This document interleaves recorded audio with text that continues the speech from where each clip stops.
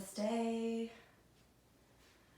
Well, we have a full moon slash lunar eclipse happening tomorrow on November 19th. And this is the beginning of the eclipse season. We have another one coming up December 4th, which will be a solar eclipse. We already know that the moon is related to the feminine, it's related to water, it's related to emotions. And at this time, emotions can be amplified and exaggerated. And we've had the sun and Mars and Mercury all in Scorpio. I don't know about you, but the last few weeks, it's been intense energy. There may have been some things surfacing up that you may haven't experienced in a while.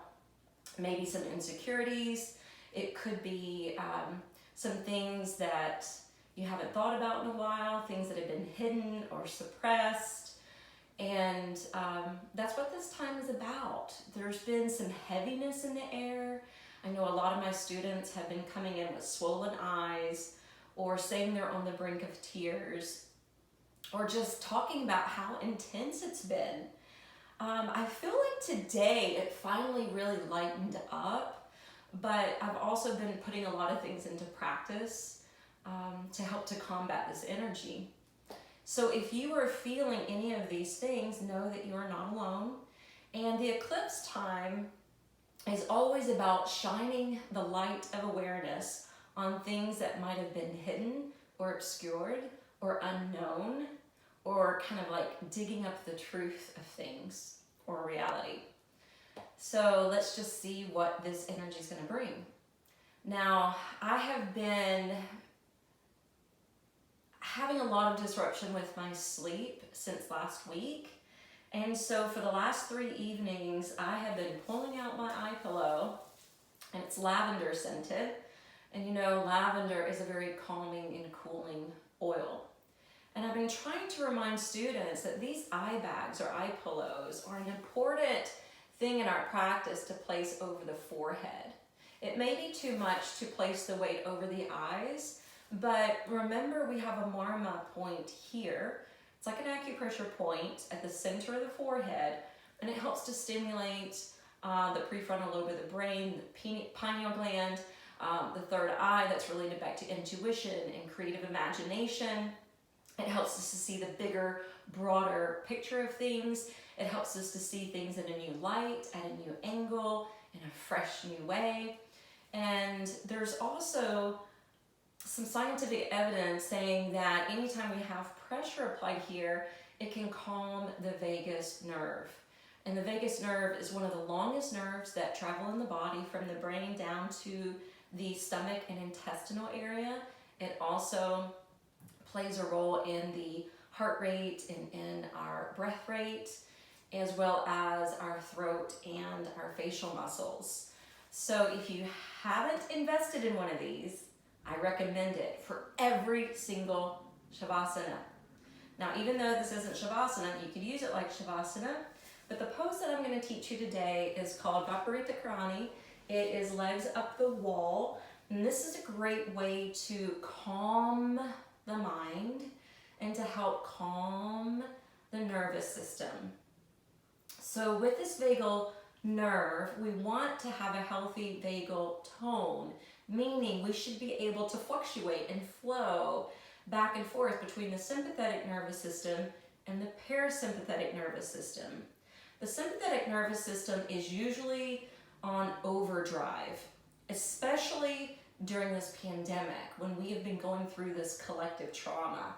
Anytime we're dealing with trauma or triggered by trauma, or we have chronic stress, then we're in the sympathetic nervous system, which is where we have the potential to disconnect the mind and the body, where we can be more reactive and a lot more emotional.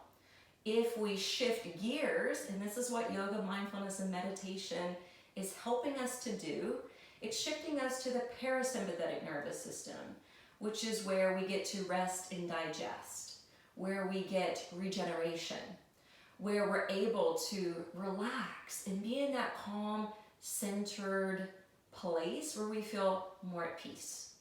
And we need to be able to ebb and flow between the two. We need the flexibility.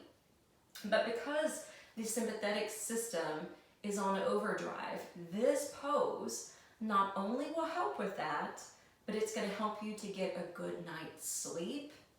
And it helps to aid the heart. It can be good for varicose veins. It brings a lot of blood flow into the abdominal region. It can reset the low back and the femur bones into the pelvis. Basically, there's tons of benefits. So if you want to use your mat, you can place it up against a wall.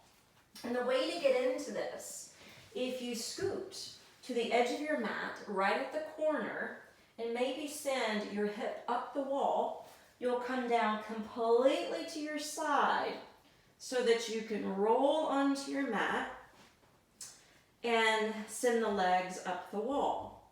If you have a sandbag at home, it's nice to have someone place it over the feet for a little bit more grounding. You're welcome to spread the shoulders and take the hands to the belly. Some people prefer the A-frame position.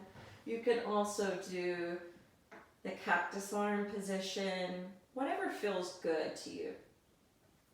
And then of course, if you wanted to place the eye pillow over the brow, and just let a little bit of that lip hang off to shield the eyes.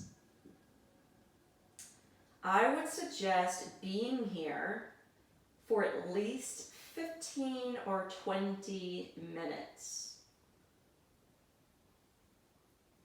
If your hamstrings feel too tight with your buttocks flush against the wall, you can always shimmy back to create a little space or distance. And then the other thing I wanted to show you as an alternative, because maybe you don't want to put footprints on the wall. Maybe you don't have the space in your house. You can use your yoga blocks, and I would suggest the first one on the taller form and the second one with a few inches ahead of that on the medium form. And your bolster creates what we call a slide.